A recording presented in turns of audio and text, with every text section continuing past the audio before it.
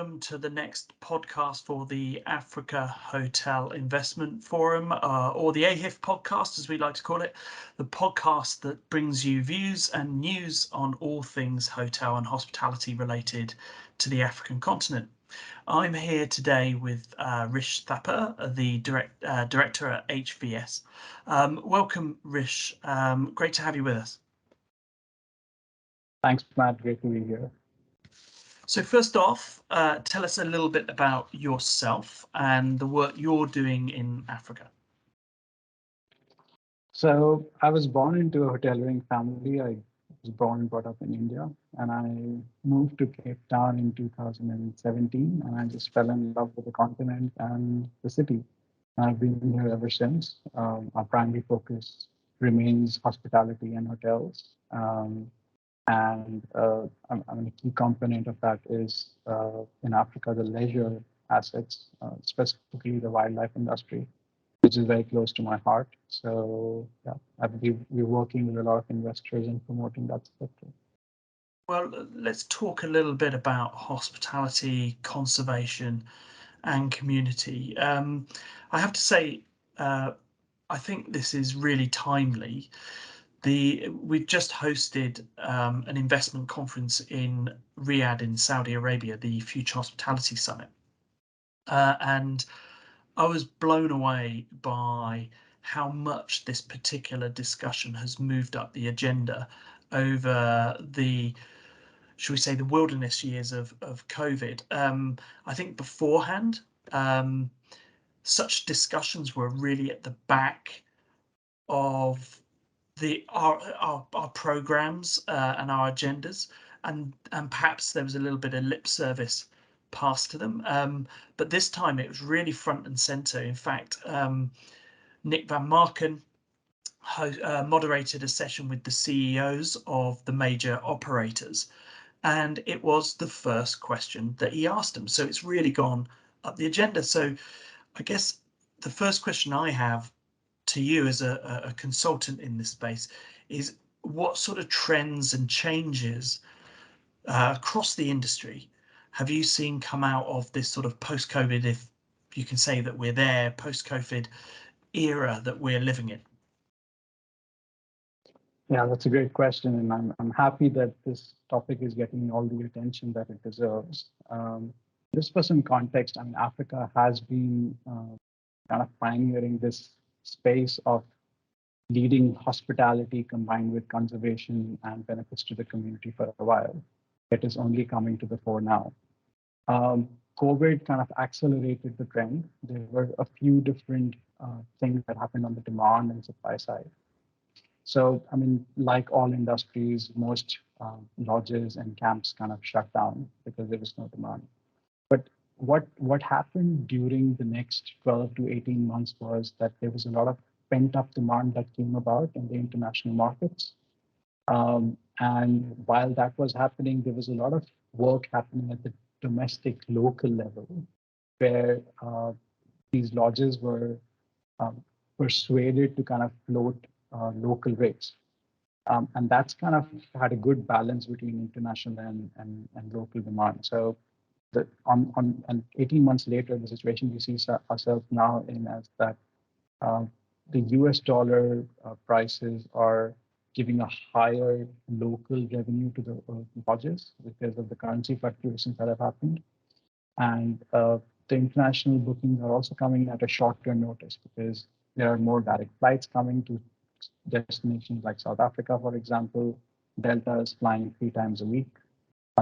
And the gestation time or the lead time, instead of being 6 to 12 months, has come down to only 3 months or 2 months. A lot of free individual travelers are flying in from the Midwest and western part of the US. Of course, there's European demand as well. That has always been the mainstay for the African lodging industry. So those are the positive changes from the international market. But more interestingly, what's happening at the local level is, because these locals have had a chance to stay in these hotels at discounted rates, they realize the value of the experience there is. The second thing it does is that initially, when all these lodges had to market internationally, they would have to pay about 35% commissions, which is a huge chunk of business. But that's how cartelized the industry is in terms of destination management companies and tour operators operating them. So when you don't have to pay that 35% commission, you can pass on that benefit in terms of a discount to the locals. And that creates a really good off-peak demand for these lodges going forward. So it's going to be a lot more balanced and a lot less seasonal going forward, in my opinion. So it's sort of opened up a new market to traditional um, lodge traveller. But is there any trends or new details on what the existing traveller or the past traveller now wants from their experiences as well, that sort of can direct the industry? Absolutely. So I think COVID has accelerated the trend in everyone's mind towards more sustainable living, more attention to the environment. So when you're sitting in a going on a safari and the ranger stops to explain why a certain plant species is important to this biosphere, or why if he picks up a piece of plastic and puts it in his pocket, throw it in a dustbin, the 10-year-old Tom sitting at the back of the car understands why this is so important. And it's a great, valuable lesson, and they like engaging in that. So, to the extent that lodges and safari companies are now getting, especially children, involved in, in the conservation programs, whether it's tracking certain animals, whether it's getting them more education about the plant species or animal habitats. So, and people want to be more involved. They want to understand that. That's where I think part of what you said, the greenwashing is going away, and people are genuinely interested in what's happening on the ground. And do you think, I mean, the good question here on, who's driving this? Is it the customer or is it the sort of investor who's doing what? But it seems both are going in the general direction. But the impact of that is what on the business model? What now does the business model look like? And what is an effective business model that you would advise to go forward with? And that's the key, right? That's a great question. I mean, we are looking at a business model that is so interdependent, uh, wherein conservation can't exist without hospitality, and hospitality can't exist without conservation. So you're delivering an experience that comes through conservation, and the conservation efforts are financed through the hospitality part. Um, and I think, I mean, this is the key here, and this is where the rest of the hospitality industry could take, some notes from. The involvement of the local community in an exercise like this is huge. So they are employing locals, they're training them. And if you look at the business model for all the major chains that have done well across the world, including the Marriotts and the Accors, they've always got the local talent because they'll never know the land better than anyone else. And training them in their ways, gives them that edge. And I think that's what the community involvement is about. The second thing that really we need to hit hard is that this is experience-based tourism. It's not just about going and having a leisure time, but this is involving the guests, it's involving the community into a bigger goal of conservation and ecotourism, if I can call it that.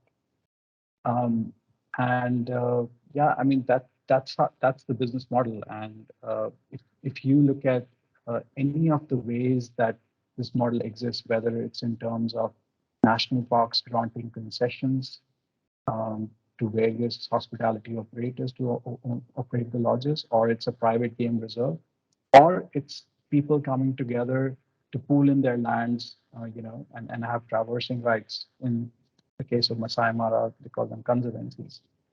In all three cases, there is an onus and a responsibility on both the parties, the landowner and the hospitality operator, to make sure that the guest experience and the conservation bit is looked after. So I think that interdependency has grown more. Um, I think there are a lot of opportunities in this sector where you can come in and make a really good difference in terms of conservation, and that naturally is leading to a higher yield or a higher return on investment. So let's talk. You mentioned you've been talking a lot about conservation. What about community? How now can hospitality engage community perhaps better? I think in the past there was always a feeling that you had to sort of balance conservation, community, and bring communities to understand the value of hospitality. Otherwise, they wouldn't necessarily engage with it. So, how now has that changed, and how can um, community, local communities, be brought in a better way?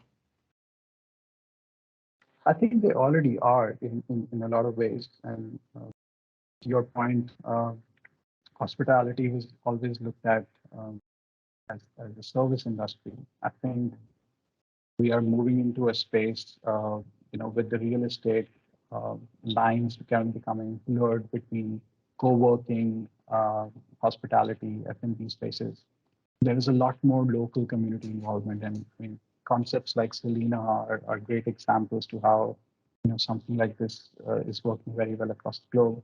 And we will eventually have to shift to this. I mean, we in Cape Town are seeing the co-living and co-working trend really grow. And in terms of employment, I think what hospitality industry needs to learn is it's no longer that you know that hospitality culture where you used to come work 12 hours a day, 6 days a week. That's all in the past. We now need to engage with the youth, with the millennial generation to work in hospitality. Give them the flexibility of maybe working 3 days a week and they can have another job for the rest of the two. Get them involved with what the product or the experience is, and they get excited about it. Lifestyle hotels, in that sense, are doing really well. They they don't necessarily recruit people, but they cast an audition to have the right people in the right places. So I think that's very interesting times that we're going to be in, and hospitality has to do a lot more in terms of involving, um, its staff into the experience. I think the local community is anyways going to get more involved as we go forward. The cynic in me always feels that these sort of things can be a bit of a fad. Um, what's your opinion on that? Is this a first step to somewhere, or is it sort of the norm, or do you think we'll go back to our old ways? I, I think there are some business models that don't have the flexibility to move into this direction. Um, I think the more long-term oriented businesses or owners that have that insight um, or forward-thinking approach will adopt this approach. We're already seeing a lot of owners that we are working with, speaking about this, speaking about their carbon footprint and how to reduce or offset it. So eventually, all major corporations are looking at ESG in a bigger way. So there will be some players that will take the lead, and the others will just have to follow over a period of time. Okay, and finally, final question: where do you see the investment opportunities now on in the continent? There's obviously a huge lack of supply in lots of cities still, but you're talking about a lot of lodges here. So if I gave you 10 million now to invest, where would you stick it, and what would be your advice? I wish I had more than 10 million to invest, but yeah, I would definitely invest in the leisure sector. I would definitely go buy a lodge, a luxury one at that, because luxury lodges seem to be doing better than the mid price ranges. There are a lot of opportunities for off-market transactions. There are owners that are looking to exit strategically, or they've just reached a retirement age. There are new developments. I mean, you would have seen Marriott, Accor, Oberoi are signing hotels in Masai Mara. I think Masai Mara doesn't have enough supply in the luxury space, especially not the branded ones. So there is a huge opportunity in East Africa. There is an opportunity in South Africa, in Botswana, in terms of establishing new regions or new reserves altogether. A huge opportunity that I see in South Africa, especially in what we call the Eastern Cape, which is a province inland, uh, probably the second most visited destination in terms of safaris, is that there are a lot of hunting reserves that can easily be converted into lodges. These hunting reserves already have the land and the animal population there. It's just about moving away from hunting and not making it a conservation story, which is pretty much what's happened over the last 100 years. It's the hunters that turn to conservation eventually. And there's a huge benefit in terms of environment and setting of your carbon footprint for high net worth individuals by investing in the plant species, not just the animals. We have a miracle plant here called Portucaria afra, which is commonly known as spectrum, Okay. which can offset about 4 to 10 uh, tons of carbon in 1 hectare. So that's a huge, huge amount of carbon that you're taking out of the atmosphere. And I think that's going to become something substantial in the future. So, besides just investing and holding the asset and letting it appreciate, there are other benefits to investing in this sector in Africa. Well, I think that's a nice way to leave it. Obviously, looking forward to seeing you and the rest of the HVS team in Morocco in November at the AHIF event. Thanks very much for bringing this conversation once again up the agenda, and look forward to seeing you very soon, Rish. Look forward to seeing you guys in Morocco and all the best. Thanks very much. Bye bye.